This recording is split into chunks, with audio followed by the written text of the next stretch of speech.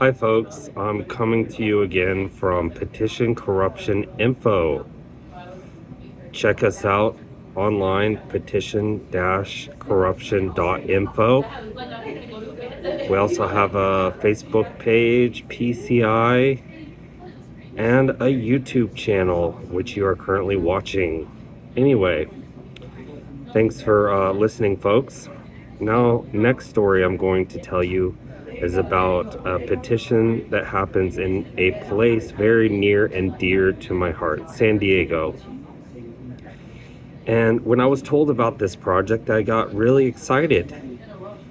San Diego, I used to live in San Diego. San Diego has my heart. It's a beautiful city. It's a beautiful county. Anyway, so this petition I'm going to tell you about was a city initiative, so San Diego City only. It was put out by the SEIU unions, and I was super excited to be working for the unions. And the petition was to get a vote on raising the minimum wage for hospital workers, like people, janitors, food workers, all the lower level people in the hospital service industry that actually keep the hospital clean and running smoothly. I was super excited helping get fair wages for these people, so I headed down to San Diego immediately. I was like, this is going to be fun. It's a super easy petition. Who doesn't want to help the hospital workers? So I get down there all excited. And this campaign, was really tricky. And there was so much corruption in this campaign. I can only tell you very short bits and pieces of it. Anyway, I would wake up early because I have very good work ethic. Get to my store at like 4 or 5 a.m. in the morning, because in the petition industry, we have a code of ethics. First come, first serve. So if you're up, you have your table set up, your sign set up, then that's your location. And any other professional petitioner is supposed to see that you have that store occupied, and they're supposed to go and find another store location. Or at least that's how it used to be. Anyway, I would arrive at my store, whether it be Target or Trader Joe's, very early in the morning before the sun was up. And then I would be working, and then around 9 o'clock, 10 o'clock, 11 o'clock, sometimes even noon. 1, 2, 3, sometimes even 6 thugs would show up, threatening violence, trying to scare me away from the spot that I was working, that I got very early in the morning to get. These thugs, basically they're most of them were from Florida and LA, hardcore street hustlers. And they meant business, and they were very scary. And I'm not a violent person. I don't like confrontation. So basically, I would like to try to stand up for myself against bullies like this. So, I tried not to leave until, I felt like I was physically in danger. And then when they would come at me, I would start video recording them with one phone and calling 911 on the other line. So they, by video recording them, I could at least catch the crime on camera. So most of the time when I started video recording, they would back down, and I would wait for the cops to show up. And, I made police reports in San Diego against these people, and the cops never arrested the petitioners. They just took the report. No act of violence occurred, and basically the cops just told me, you need to go find another location to work. But it really didn't matter how early it got up or what location I was working. There was always these thugs running around who called themselves petitioners. that would show up at my location and threaten me with violence. And I just got very tired of it. So I went to a Costco gas station that I started working, I don't know. It's in Mission Valley. I started working there like 14 years ago when I first got my start in the petition activism. My political activism career started. So I'm like, nobody's gonna find me at the Costco gas station. Well, I show up there and there's like four to six thugs with like do-rags on and fake gold bling and fake diamonds and whatever they're wearing. It just kind of looked ridiculous. I don't know why anybody would sign, but they were basically knocking on people's windows, being aggressive. You know, they weren't waiting till they were at the gas pump and kindly asking them when they had a moment to pump their gas if they would sign the petition to raise the minimum wage for the hospital workers. They were like hardcore hustling these people, sitting in their cars waiting to get gas in the Costco gas line, and they were jamming up traffic. People almost had accidents. I mean, they were really causing a commotion. They were, running around, moving cars. It was crazy. But yeah, anyway, this first day I showed up there, I tried to work with them because there was a bunch of pumps, and I'm like, okay, well, there's a bunch of them, then, well, one more petitioner, hey, that can hurt. Well, this one little dude, the smallest one of them all, started threatening me and running after me and chasing me through the parking lot. And I ended up leaving. And I took pictures of all of them and found out who they worked for. And they worked for a monster of a coordinator called Carolyn Ostic. Carolyn Ostic.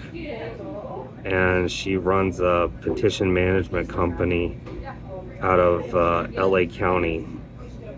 I think her office is located in Calabasas, but I'll get back to you on that one. But anyway, so I got Carolyn Ostic's phone number and tried to tell her that I was running into problems all around town with people showing up to my locations that I was working and had got there very early in the morning to work, like Target and Trader Joe's. And I was being aggressively threatened with violence, having to make police reports. And, it was kind of a hostile work environment that she was creating. And her only response to me was, well, they're independent contractors and I can't tell them where to work and how to work. And I said, Carolyn, you're accepting their signatures and paying them money, and you're promoting their behavior. Let's say you stop paying them, fired them, and don't work with thugs like that, and then we wouldn't have this corruption in our industry. So anyway, that was kind of a dead end with Carolyn Ostic. So I went back to work at the Costco gas stations, tried to find a different one. And, I was there, I opened it up, I stood up against the police, and Costco called the police on me like every corporation does. They hate us, and they try to bully us with the law enforcement and try to get us arrested. And anyway, the police in San Diego are really cool. I've met a lot of them. They protect our freedom of speech rights, and they back us up against these evil corporations. And so I won the battle at this next Costco, and I thought, wow, I've got a Costco gas station all to myself. Nobody even knows about it. Great. Well, that only lasted for like a day and a half. Then some of these thugs found me at the gas station, and they started threatening me with violence, trying to intimidate me. And at this point, I just I told them I was there first. I opened it up with the police. I stood up to the store manager. This is my location, because they claimed the Fashion Valley Costco, and they basically told me to go find another location. They basically treat these locations like drug dealers, like they claim them. So I told them, this is my territory, this is my drug dealing territory. I'm just laughing at them. I was like, you guys go find your own territory. And they refused. So I decided I'm not going to leave. I just started video recording them, petitioning on top of them, getting tons of signatures, and they were hardly getting any signatures because of how they act and how aggressive they are. And they got really ticked off. This one instance, I talked to this lady in her car while she was waiting in line, and she was a foreigner. She had a foreign accent, and she told me, no, I can't vote, I have a green card. And I was like, okay, and I moved on to the next one. Well, it wasn't 30 seconds after I asked that immigrant if she was a voter, one of these thugs came up to her car and made her sign the petitions. Well, I caught up to her when she was pumping her gas, and I was like, why did you sign their petitions? You just told me you weren't a voter. And she said, well, they told me I could sign, and they made me sign. And I was like, okay, all right, well, I guess you really shouldn't have signed.